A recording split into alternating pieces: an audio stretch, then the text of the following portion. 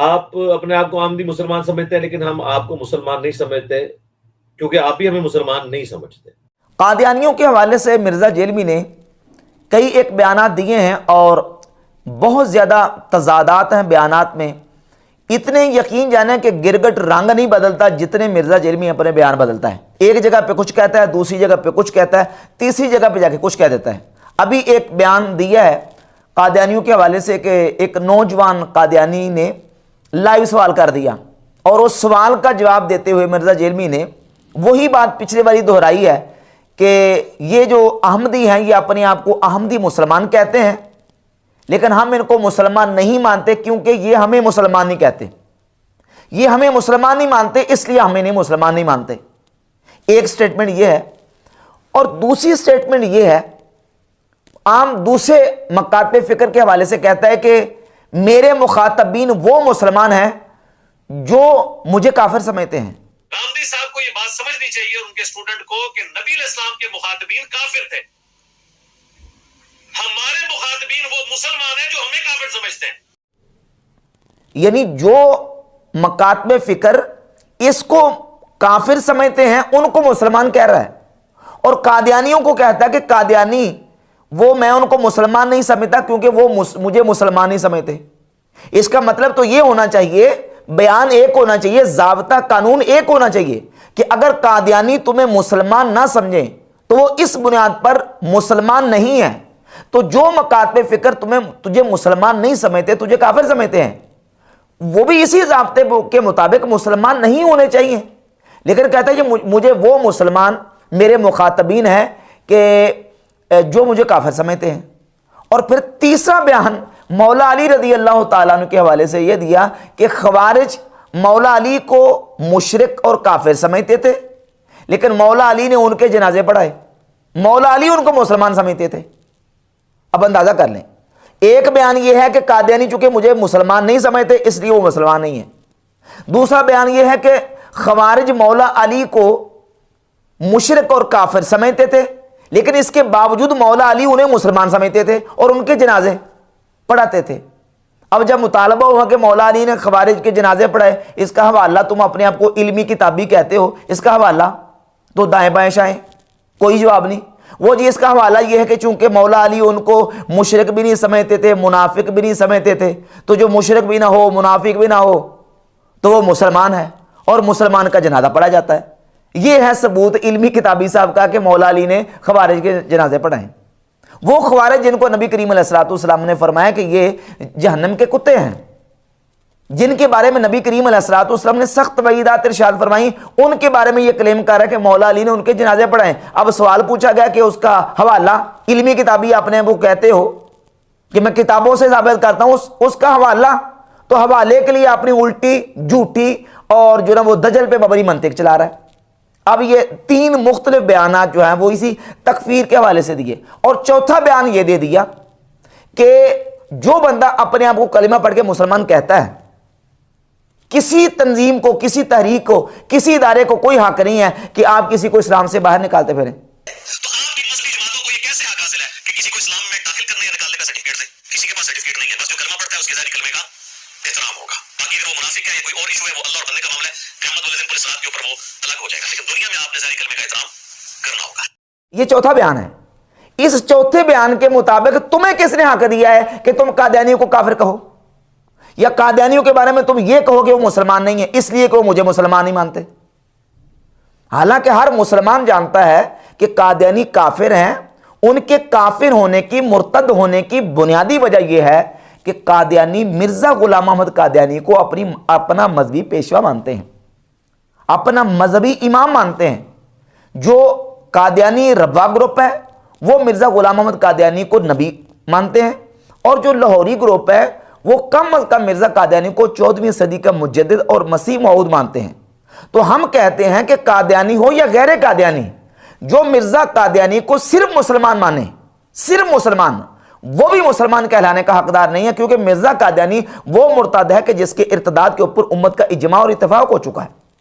اپنے کفریات اور اپنے جو باطل نظریات ہیں اس کی بنیاد پر مرزا غلام احمد قادیانی وہ کافر اور مرتد ہے، اور جو اس کو کافر اور مرتد نہ مانے چاہے وہ اپنے آپ کو علمی کتاب بھی کہے, چاہے وہ اپنے آپ کو جو مرضی کہتا پھرے, چاہے وہ اپنے آپ کو کوئی ٹائٹل اور نام دے, اس کا اسلام کے ساتھ کوئی تعلق نہیں. یہ اصل وجہ ہے. لیکن یہ ہے کہ ان کے لیے نرم گوشہ پیدا کرنے کے لیے ایسی ایسی منطق جاڑتا ہے, ایسی ایسی تضاد بیانی اور ایسے ایسے الٹے بیان نہ وہ گما کے لاتا ہے, تاکہ ان کے لیے کچھ نہ کچھ رستہ جو نا وہ چور دروازہ نکالا جائے, رستہ ہموار کیا جائے. پھر اسی طریقے سے ان کے لیے اس نے باقاعدہ یہ اعلان کیا کہ ان کو جناب پاکستان میں تبلیغ کی عام اجازت ہونی چاہیے. تو یہ سچائی اتنی تگڑی ہے کہ اگر قادیانیوں کو تبلیغ کی اجازت مل جائے, اہل حدیثوں کو مل جائے, اس طریقے سے عیسائیوں کو مل جائے, یہودیوں کو مل جائے, بریلویوں کو, شیعہ کو مل جائے, کوئی فرق نہیں پڑنا میرے بھائی. تبلیغ کی اجازت ہونی چاہیے. اور پھر ساتھ دیوبندیوں کو, وہابیوں کو, سنیوں کو, شیعوں کو, سب کو ملا دیا ساتھ, تاکہ میں اپنا کھاتا پورا کر لوں, اور صرف ان کے لیے ایک نرم گوشہ پیدا کرنے کے لیے. اور پھر جب ان کی بات آتی ہے دوسرے مسلمانوں کے مقابلے میں, بالخصوص اہل سنت کے مقابلے میں, تو کہتا ہے کہ ان کی توحید تو بڑی ڈاڈی ہے, بڑی گاڑی توحید ہے ان کی. وہ تو ان بریلویوں کو اور دیوبندیوں کو اور شیعوں کو مشرک سمجھتے ہیں. وہ کہتے ہیں ہم کسی مزار پہ تو نہیں چاہتے. یعنی قادیانیوں کے مقابلے میں اہل سنت کو, شیعوں کو, دیوبندیوں کو مشرک بنا رہا ہے, اور قادیانیوں کو توحید پرست بنا رہا ہے. اور پھر جب بات آتی ہے کہ ان کا مسلک اور مذہب کیا ہے اور فقہی حوالے سے ان کا نظریہ کیا, تو وہ کہتا ہے وہ تو حنفی ہے. اتنا دجل, اتنی کذب بیانی. وہ حنفی بھی اسی طریقے سے ہیں, اگر حنفی اپنے آپ کو وہ کہتے ہیں.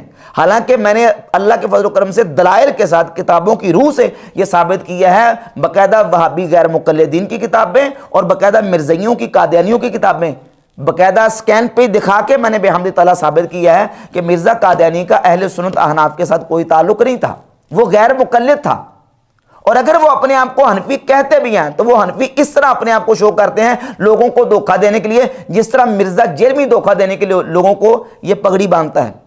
ابھی نیا بیان دیا ہے, کہتا ہے یہ میں پگڑی اس لیے باندھتا ہوں, یہ پگڑی نہ باندھوں تو میری تو بریلوی بات ہی نہ سنے.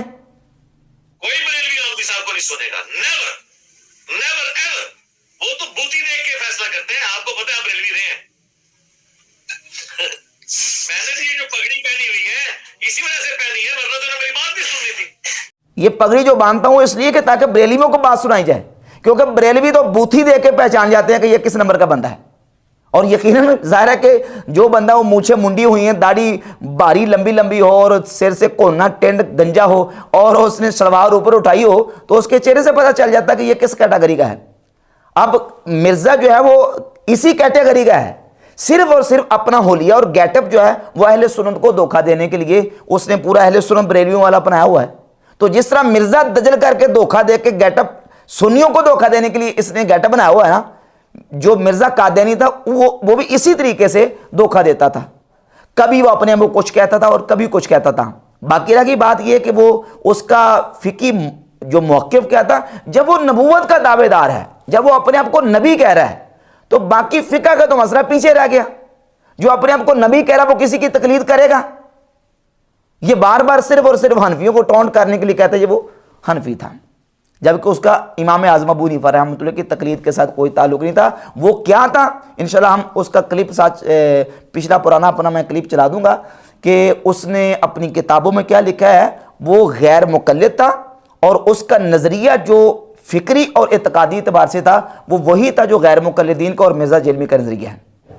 جبکہ اگر مرزا غلام احمد قادیانی کے عقائد و نظریات کو دیکھا جائے, عقیدے کے اعتبار سے مرزا غلام احمد قادیانی وہ وہابی فکر سے تعلق رکھتا تھا. میں اس کی ایک مثال پیش کرتا ہوں. مثلا وہابی فرقہ اس کو کہتے ہیں جو محمد بن عبد الوہاب نجدی کو مجدد مانتا ہے, اور محمد بن عبد الوہاب نجدی کے عقائد و نظریات کی تصدیق اور توثیق کرتا ہے. اس کے عقائد و نظریات کو ماننے والے ان کو وہابی کہا جاتا ہے.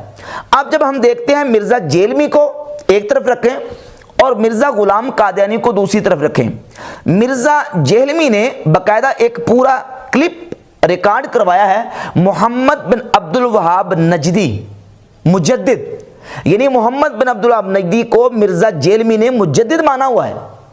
اور اس مسئلے میں مرزا غلام احمد قادیانی مرزا جیلمی کا بھائی ہے. کیوں؟ اس لیے کہ مرزا قادیانی بھی محمد بن عبد الوہاب نجدی جو کہ فرقہ وہابیہ کے بانی تھے ان کو 12ویں صدی کا مجدد مانتا ہے. یہ کتاب ہے اصل مصفہ, قادیانی خدا بخش کی کتاب اصل مصفح، جس کتاب کی مرزا غلام احمد قادیانی نے تصدیق کی ہوئی ہے، اور اس کتاب کو مرزا غلام احمد قادیانی نے باقاعدہ مکمل طور پہ سنا ہوا ہے، اس کی پہلی جلد ہے، صفحہ 165 پر 12ویں صدی کے مجددین کا ذکر کیا، اور 12ویں صدی کے مجددین میں محمد بن عبد الوہاب نجدی کو پہلے نمبر پر رکھا ہے۔ محمد بن عبد الوہاب نجدی کو 12ویں صدی کے مجددین میں شمار کیا۔ مرزا غلام قادیانی بھی محمد بن عبد الوہاب نجدی کو 12ویں صدی کا مجدد مانتا ہے، اور مرزا جیلمی بھی مجدد مانتا ہے۔ تو ابن عبد الوہاب نجدی کو مجدد ماننے میں مرزا جیلمی اور مرزا قادیانی دونوں آپس میں کیا ہے؟ بھائی بھائی ہیں، دونوں آپس میں شریک ہیں، دونوں آپس میں بھائی بھائی ہیں۔ اور پھر ہندوستان میں وہابی تحریک کے سرخیل اسماعیل دہلوی، جن کے بارے میں احسان الہی ظہیر نے بریلویت کتاب کے صفحہ 197 پہ لکھا ہے کہ وہابی تحریک کے سرخیل شاہ اسماعیل شہید رحمۃ اللہ علیہ، یہ اسماعیل دہلوی جو تقویۃ الایمان کتاب کے مصنف ہیں، یہ کتاب تقویۃ الایمان جو کہ المملکۃ العربیہ الریاست العامہ لشؤون المسجد الحرام والمسجد نبی، یہ مسجد حرام اور مسجد نبوی سے جو کتاب تقویۃ الایمان چھاپ کے پرنٹ کر کے شائع کی جاتی ہے، اس کتاب کے مصنف اسماعیل دہلوی، اور یہ کتاب دارالسلام سے یہی تقویۃ الایمان چھپی ہے، اور یہ المملکۃ العربیہ سعودیہ سلسلہ توعیۃ الحجاج جو حاجیوں کو فری تقسیم کی جاتی کتاب تقویۃ الایمان، یہ وہ نسخہ ہے، اور یہ دارالسلام کا نسخہ ہے۔ اس کتاب کے مصنف اسماعیل دہلوی کو اسی کتاب اصل مصفح کی پہلی جلد صفحہ نمبر 165 پر 13ویں صدی کے مجددین میں شمار کیا گیا۔ تو محمد بن عبد الوہاب نجدی کو بھی قادیانی مجدد مانتے ہیں، اسماعیل دہلوی کو بھی مجدد مانتے ہیں۔ عقیدے کے اعتبار سے قادیانی وہ وہابیوں کو پروموٹ کرتے ہیں، اور یہ جو اسماعیل دہلوی اور ابن عبد الوہاب نجدی قادیانی ان کو پورا پورا مجدد تک تسلیم کرتے ہیں، مجدد مانتے ہیں، اور ابن عبد الوہاب نجدی کو مجدد ماننے میں مرزا جیلمی اور مرزا قادیانی دونوں آپس میں بھائی بھائی ہیں۔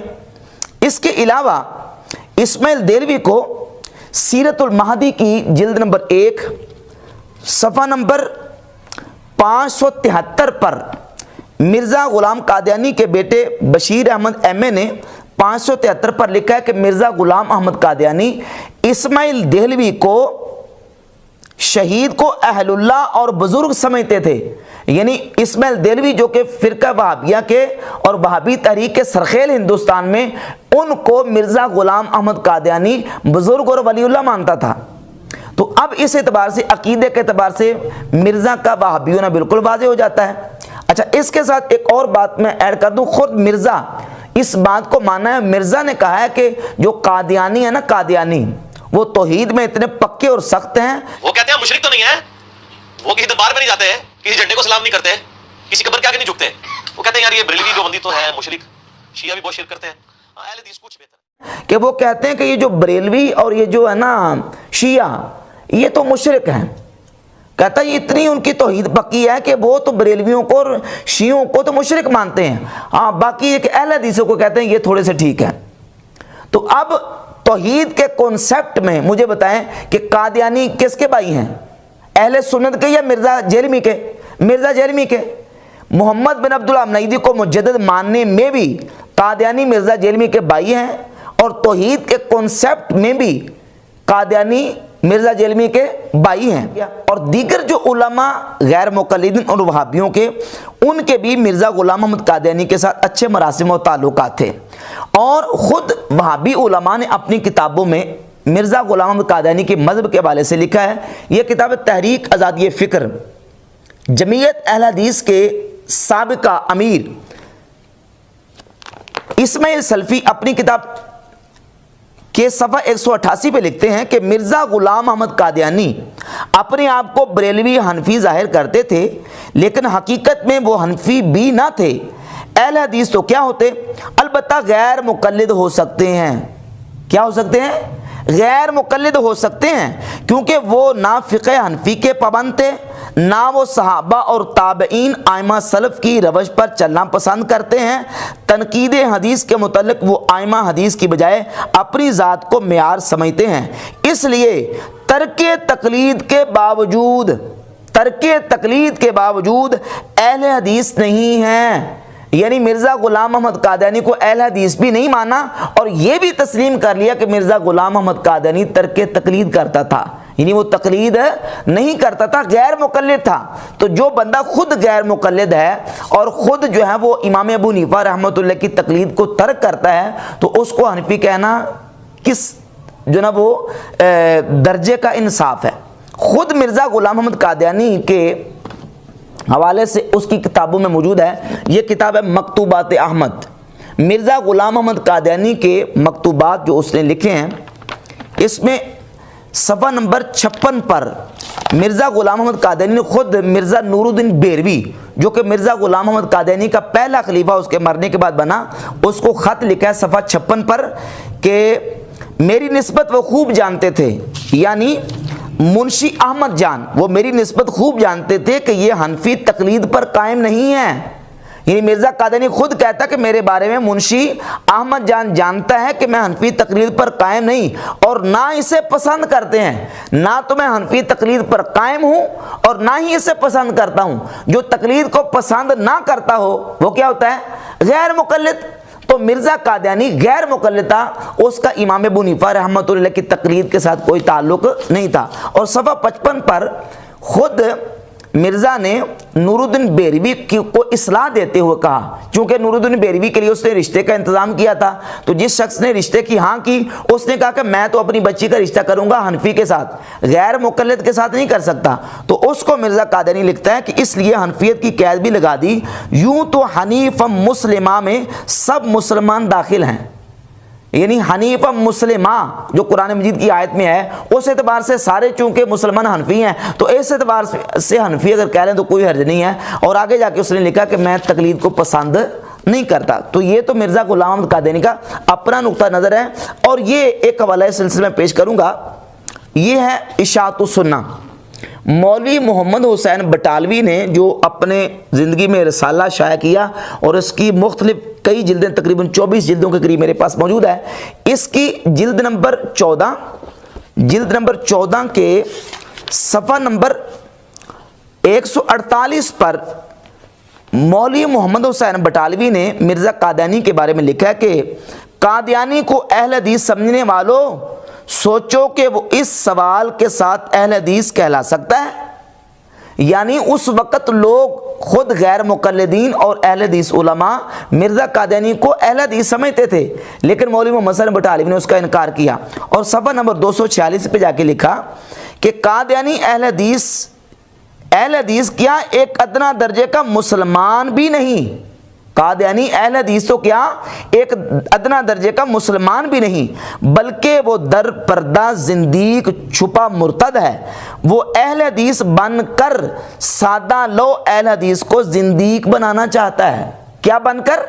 اہل حدیث بن کر سادہ لو اہل حدیث کو زندیق بنانا چاہتا ہے۔ تو اتنی بات تو خود اشاعت و سنہ کے ایڈیٹر محمد حسین بٹالوی بھی مان گئے کہ مرزا قادیانی اپنے آپ کو شو اہل حدیث کرتا تھا، اپنے آپ کو امام ابو حنیفہ کا مقلد شو نہیں کرتا تھا، اس لیے کہ امام ابو حنیفہ کا اگر اپنے آپ کو مقلد کہے تو نبوت کا دعویٰ کر کے کسی مقتدی کا اجتہادی مسائل میں تقلید کر کے پیروکار بننے کا کوئی تصور ہی نہیں ہو سکتا۔ جب وہ خود نبوت کا دعویٰ کر رہے ہیں تو نبوت کے دعوے کی موجودگی میں وہ اپنے آپ کو امام ابو حنیفہ کا مقلد کیسے ثابت کر سکتا ہے؟ اسی اشاعت و سنہ کی جلد نمبر 14 صفحہ نمبر 297 پر محمد حسین بٹالوی نے لکھا کہ یہ سب منافقانہ چال اور اہل حدیث کو پھنسانے کی ایک جال نہیں تو اور کیا ہے۔ قادیانی کو اہل حدیث اور قائل حدیث جاننے والوں اب بھی اس کے منکر صحت صحیح ہیں ان میں کوئی شک کرو گے؟ یعنی اس وقت خود غیر مقلدین یہ جانتے مانتے تھے کہ مرزا غلام احمد قادیانی وہ اہل حدیث ہے، لیکن مولوی محمد حسین بٹالوی نے اس کا انکار بھی کیا اور اقرار بھی کیا۔ یہ اشاعت السنہ کی جلد نمبر 20 ہے اور جلد نمبر 20 کے صفحہ 156 پر خود لکھتا ہے کہ وہ مرزا غلام احمد قادیانی اپنے آپ کو اہل حدیث کہتا ہے۔ لکھتا ہے قادیان کے پروفٹ نے گو ڈائریکٹ بلا واسطہ اور بصراحت یہ دعویٰ نہیں کیا تھا کہ میں اہل حدیث ہوں، مگر ان کے ڈائریکٹ بواسطہ مشاہیر جماعت خود اور پریکٹیکلی عملی طور پر یہ ثابت کر دیا تھا کہ وہ اہل حدیث تھا۔ مرزا غلام احمد قادیانی اور اس کی جماعت نے عملی طور پر یہ ثابت کر دیا تھا کہ وہ اہل حدیث تھا. اور یہ ہے مرزا غلام احمد قادیانی کا شاگرد اور اس کا مرید ڈاکٹر بشارت احمد. اس نے مرزا غلام احمد قادیانی کے حالات زندگی پر 2 جلدوں میں کتاب لکھی ہے مجدد اعظم. مجدد اعظم کی جلد نمبر 2 صفحہ نمبر 917 پہ لکھتا ہے، خود مرزا غلام احمد قادیانی کا بیان نقل کیا کہ یاد رکھیں کہ ہماری جماعت بنسبت عبداللہ کے اہل حدیث سے اقرب ہے. یعنی عبداللہ چکڑالوی کی بنسبت ہماری جماعت قادیانی یہ اہل حدیث کے زیادہ قریب ہے، اور عبداللہ چکڑالوی کے بیہودہ خیالات سے ہمیں کچھ بھی مناسبت نہیں. یہ سارے حوالہ جات بالکل واضح طور پر یہ بات ثابت کرتے ہیں کہ مرزا غلام احمد قادیانی کا حنفیت کے ساتھ کوئی تعلق نہیں تھا. ہاں البتہ یہ ہے کہ وہ اپنے آپ کو اہل حدیث ضرور شو کرتا تھا، اور تقلید تو بالکل اس کا کوئی تصور ہی نہیں کرتا تھا. بلکہ اس حوالے سے ایک میں حوالہ پیش کروں گا، وہ اس لیے کہ جو محمد حسین بٹالوی ہے نا، بابی عالم، یہ اپنے آپ کو حنفی اہل حدیث کہتا تھا. یہ ہے فتاوی اہل حدیث. فتاوی اہل حدیث کی جلد نمبر 1 اور صفحہ نمبر 108 پہ مولوی عبداللہ روپڑی نے لکھا ہے کہ مولانا محمد حسین بٹالوی مرحوم جس معنی سے حنفی اہل حدیث کہلائے، اس معنی سے تقلید شخصی کی شرعی حیثیت کچھ نہیں رہتی، کیونکہ اہل حدیث کے ساتھ حنفیت کے اضافہ کا صرف یہ مطلب ہے کہ جو مسئلہ قرآن و حدیث سے نہ ملے اس میں اپنی رائے سے کسی امام کا قول لے لینا بہتر ہے. اور ہندوستان میں چونکہ حنفی مذہب زیادہ مروج ہے، اس لیے انہی کی موافقت ان کو انسب معلوم ہوئی. تو خود اشاعت السنہ کے ایڈیٹر مولوی محمد حسین بٹالوی بھی اپنے آپ کو حنفی اہل حدیث کہتے تھے. تو یہ سارے دلائل واضح کرتے ہیں کہ مرزا غلام احمد قادیانی جو نا وہ عقیدے میں بالکل وہابی تھا، اور فقہی مسائل میں وہ غیر مقلد تھا. رفع دین ہو یا فاتح خلف الامام، ان تمام مسائل میں وہ اپنا نقطہ نظر اور موقف جو ہے وہ اپنے نظریے اور عقیدے کے مطابق رکھتا تھا، امام ابو حنیفہ کی تقلید میں نہیں. یہی وجہ ہے کہ یہ سیرت المہدی کہ پہلی جلد کے صفحہ نمبر 147 پر یہ بات واضح طور پر لکھی ہے مرزا کے بیٹے نے کہ ہم احمدیوں میں حضرت صاحب کے زمانہ میں بھی اور آپ کے بعد بھی یہ طریق عمل رہا ہے کہ ان باتوں میں کوئی ایک دوسرے پر گرفت نہیں کرتا. بعض آمین بالجہر کہتے ہیں، بعض نہیں کہتے، یعنی اونچی آمین. بعض رفع یدین کرتے ہیں، اکثر نہیں کرتے. بعض بسم اللہ بالجہر پڑھتے ہیں، اکثر نہیں پڑھتے. اور حضرت صاحب فرماتے تھے، یعنی مرزا قادیانی، کہ دراصل یہ تمام طریق حضرت صلی اللہ علیہ وآلہ وسلم سے ثابت ہیں. تو وہ مرزا غلام احمد قادیانی کے بیان کے مطابق رفع یدین کرتے بھی تھے، نہیں بھی کرتے، اونچی آمین کہتے بھی، نہیں بھی کہتے. اور باقی رہ گئی فاتح خلف الامام، تو فاتح خلف الامام یعنی امام کے پیچھے سورت فاتح پڑھنے کے مسئلے پر مرزا غلام قادیانی باقاعدہ سے اپنے مریدوں کو اور اپنے ماننے والوں کو باقاعدہ اس کی ترغیب دیتا تھا کہ تم نے امام کے پیچھے سورت فاتح پڑھنی ہے. اسی کتاب کے صفحہ نمبر 564 پہ موجود ہے کہ خاکسار عرض کرتا ہے کہ فاتحہ خلف الامام والی بات تو حضرت صاحب سے متواتر ثابت ہے. یعنی امام کے پیچھے فاتحہ پڑھنے والی بات جو ہے وہ مرزا قادیانی سے متواتراً ثابت ہے کہ وہ اس کی ترغیب دیتا تھا. اب یہاں مرزا جیلمی یہ کہتا ہے کہ وہ باقی رفع یدین نہیں کرتا تھا، فاتحہ خلف الامام پڑھتا تھا، صرف اس میں حنفیوں سے اس کا تفرد تھا. بھئی حنفیوں کے ساتھ تفرد کیوں تھا؟ اس لیے کہ وہ حنفی تھا ہی نہیں، وہ اپنے ذہن کے مطابق عمل کرتا تھا. اسی طرح وہ رفع یدین کے مسئلے میں بھی اپنا جو نظریہ ہے وہ اپنے ذہن کے مطابق عمل کرتا